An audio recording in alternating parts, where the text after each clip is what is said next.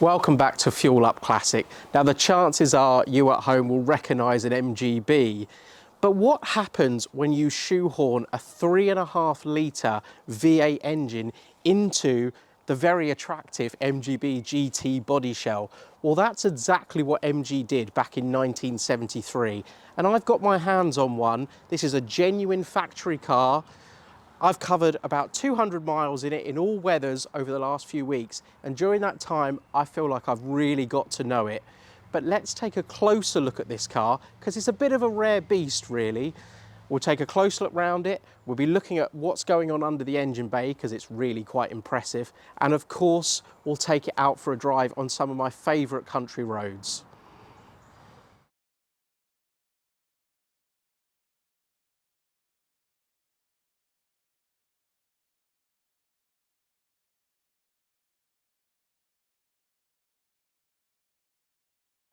So before we go out for a drive, let's just take a quick look at the business end of things, because that's where this MGB GT V8 gets a little bit more interesting, I think.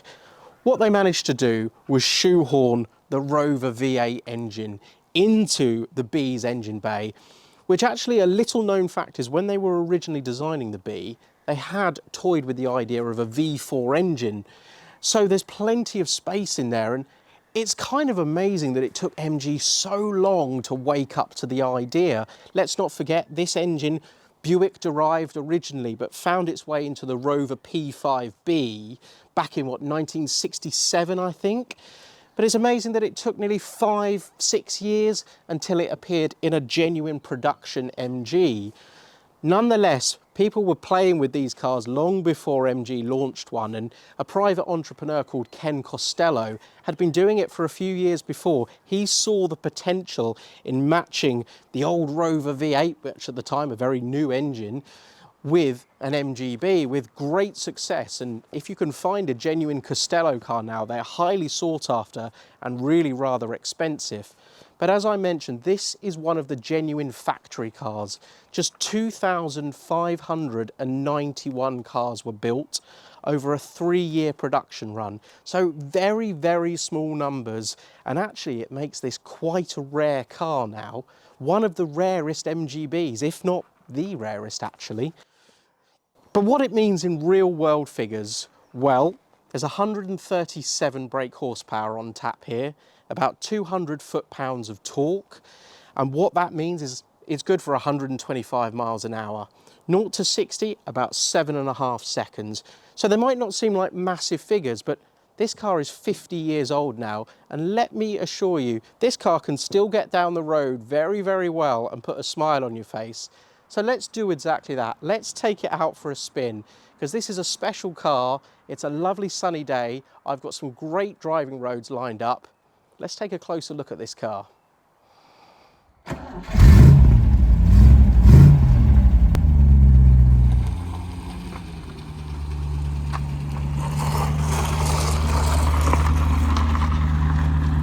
The moment you turn the key, that you start to differentiate this car from a conventional 4-cylinder MGB.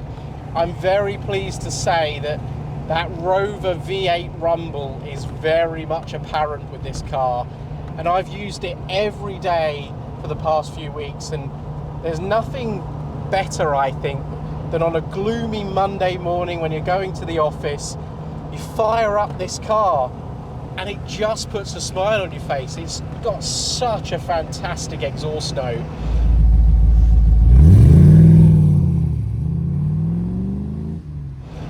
But you could easily be forgiven that if you just saw this car going past you, that it's just like any other MGB. There really isn't that much to differentiate it at all.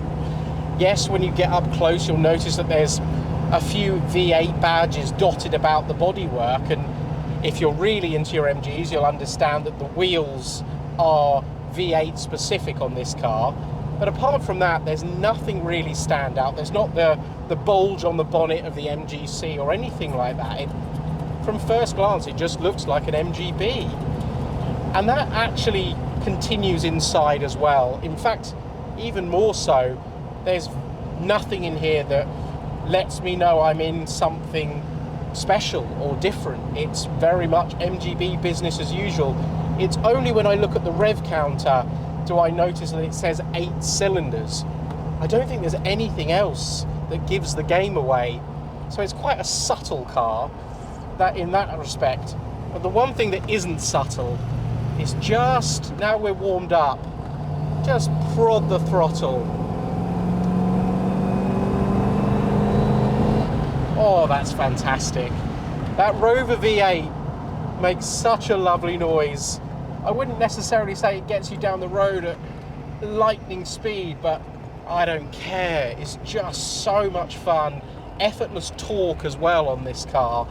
You just sort of find yourself not going through the gears all the time. It just rides its wave of torque very, very nicely. And it's the one thing I've noticed the last few weeks is how effortless this car is to drive. You could easily be intimidated by a 50-year-old car and think, oh, it's just going to be an old bone shaker that I won't enjoy, but it isn't. It isn't like that at all. It's got a massive steering wheel, and I mean, it is truly huge.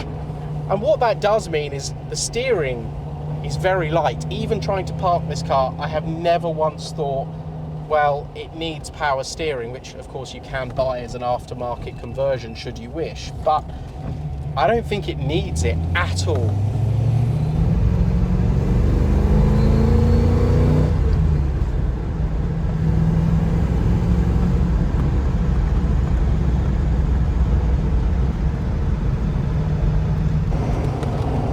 So, unlike the MGC as well, when you start getting to the more twisty and fun roads that we've got here in the UK, there's no weight compromise going on. In the MGC, although I found it a very impressive package overall, that car I stated really was suitable for grand touring. When you try to sort of press on a little bit, it was apparent that it was quite a nose-heavy car. But the beauty of that V8 under the hood with this car is that there's really no weight compromise. The engine weighs pretty much the same as the standard 4-cylinder B series, and what that means is you can have fun with this car. You can chuck it around, you can feed it through a corner, ride that wave of torque from the V8, and actually you can hustle this car along very nicely indeed. It's a fun car, that's for sure.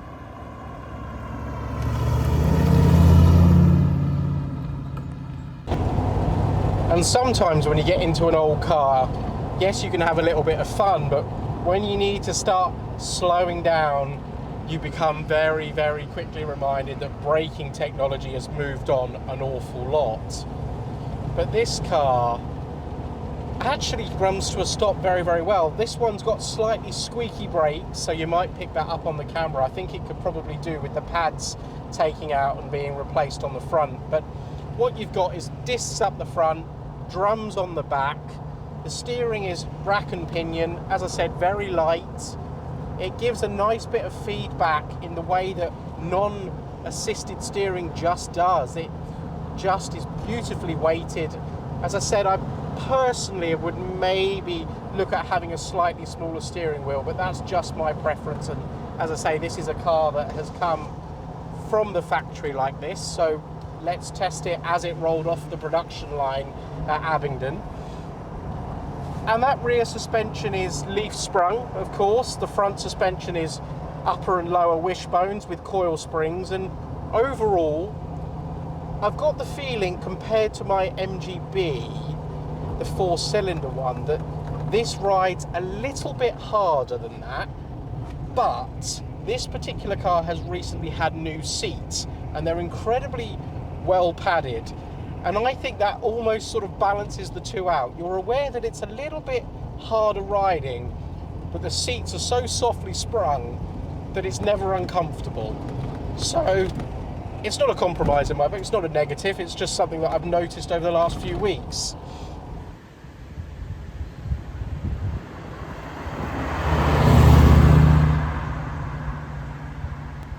So if you're tempted into a V8 MGB, and I fully understand why you would be, they're really good fun.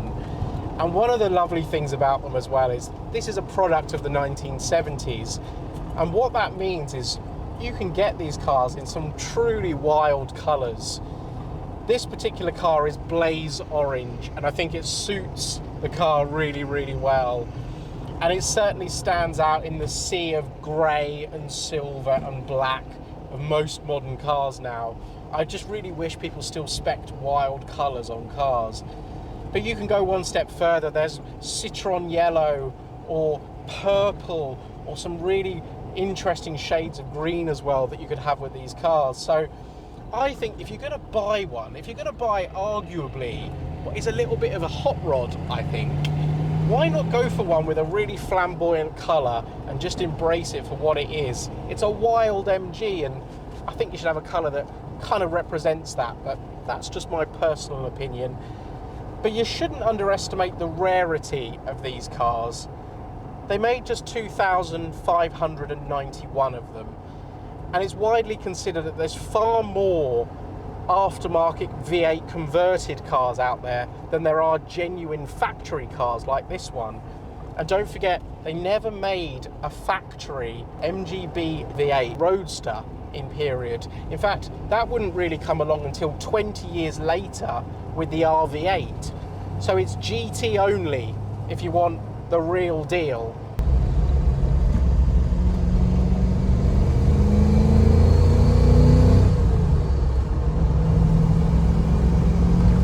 So this particular car that I've been very lucky enough to live with for a little while now, and it is going to stick around on the channel for a little bit longer, I think.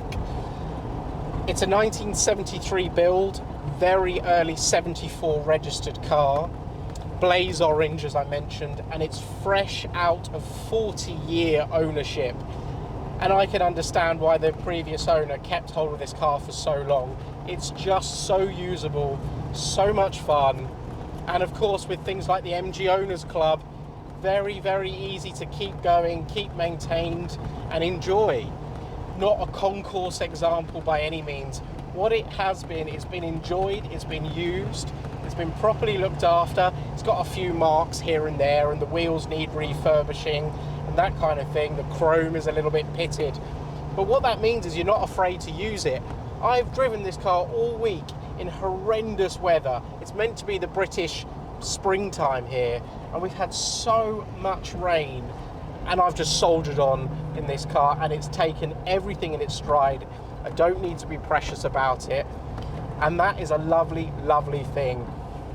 Price wise, for a car like this in this condition, as I say, well maintained but not perfect, you're looking at around 15 to 20,000 pounds for an example like this. So I appreciate that's a big chunk of money really for an MGB. And concourse examples, and they are out there, there's two currently for sale at a specialist dealer, and they are 40,000 pounds. But generally a good condition, well maintained and very nicely presented example is between 20 and 25,000 pounds. So that's the sort of money you need to part with to get yourself into a genuine factory car.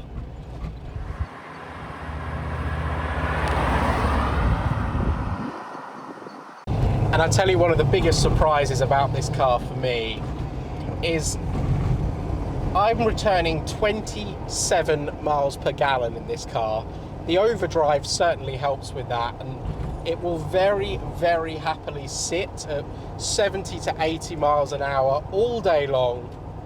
It's a great place to be, and that kind of fuel consumption isn't exactly punitive. It's not like a 15 mpg Range Rover or anything like that, which is usually what I'm used to with this Rover V8. It's very livable. In fact, it's pretty much as economical, or no worse in my eyes, than a 4-cylinder MGB, which is a lovely surprise to say the least.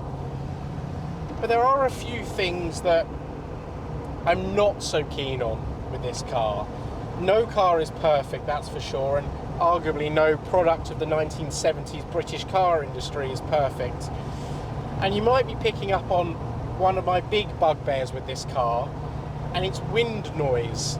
So yes, I can sit at 70 plus miles an hour all day long and the engine is barely ticking over, but wind noise really finds its way in through these quarter lights and through the top here.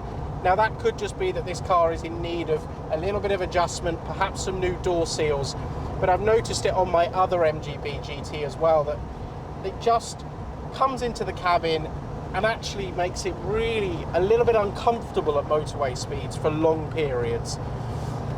And another thing, it's a very, very minor point, but with this being such a rare MG, and they were quite expensive when they were new, and as I've mentioned, they're quite expensive now, it would be nice in some ways if it just looked a little bit more special than a conventional MGB perhaps, but that's kind of by the by. A GT is a pretty looking car no matter what engine's under the bonnet, so we can forgive it for that, that's for sure.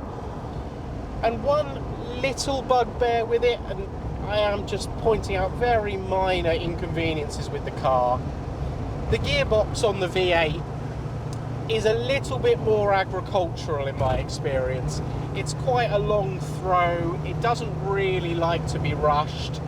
Overdrive on 4th gear does make things very comfortable at those sort of 60 mph plus speeds, but it's not a lovely sort of rifle bolt precision gear change on this car, and compared to my MGB or even the MGC that we tested a little while ago, that just had a bit more pleasing nature to it. Again, such a minor inconvenience, and you do find yourself not really going up and down through the gears too much in this either, because it's got plenty of torque.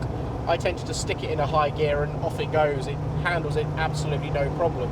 But it's worth pointing out, I'm here to give you the good and the not so good about a car, and that's what classic car ownership is all about. No car is perfect, but overall what I can say is this GT V8 is a really impressive package.